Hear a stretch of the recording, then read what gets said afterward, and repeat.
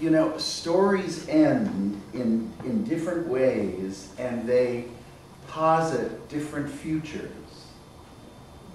You know, you come to the conclusion of a tragedy, and after you've lived through the tragic action with the hero succumbs.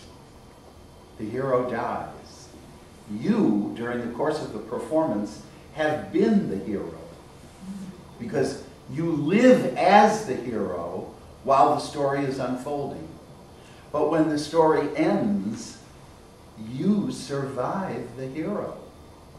The hero succumbs, but you survive. So there's not much point in speculating about what happens after Hamlet dies. The play is swallowed up into the void, just as Hamlet is. So the rest, as they say, is silence. But at the end of a comedy, and this applies to Shaw, to Shakespeare very much so, and to other like Wilde and Oscar Wilde and other great comic geniuses, the conclusion of the comedy almost always posits a future. If a tragedy ends at the graveside, comedies almost always end at the wedding. The couples get together and they marry. And what is posited is a future. But is it a happy ending? I mean, because they got married? I mean, there's trouble ahead. There is trouble ahead. And naturally there will be, and there should be. So Shaw is being cranky, and he's being deliberately ironic.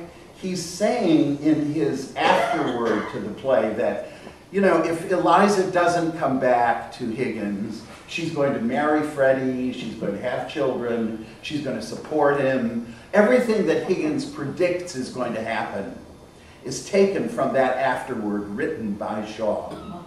But if in the musical Eliza comes back, and this was the challenge for us, I think we had to figure out a way to make it seem not so conclusive. So that when Higgins says, "Eliza, where are my slippers?" she does not either, let's say, remove her hat pin, take her hat off, and indicate to the audience that she's staying. She does not go over and pick up the slippers in obedience to Higgins. She does not pick up the slippers and throw them at him, but they are at some other level in their relationship, right? They're on the threshold of their future. And who knows what that's going to be? We wouldn't presume to suggest that Eliza is necessarily going to stay. Certainly, they're not the same two people they were at the beginning of the show. And I think one of the things that we found, and that has been a source of great nourishment and gratification for us, is that Higgins and Eliza really do fall in love. Why did you do it? Why did we do this? She says, and he says, for the fun of it, Eliza, for the fun of it. So half the fun of it is the arguments, is the struggle.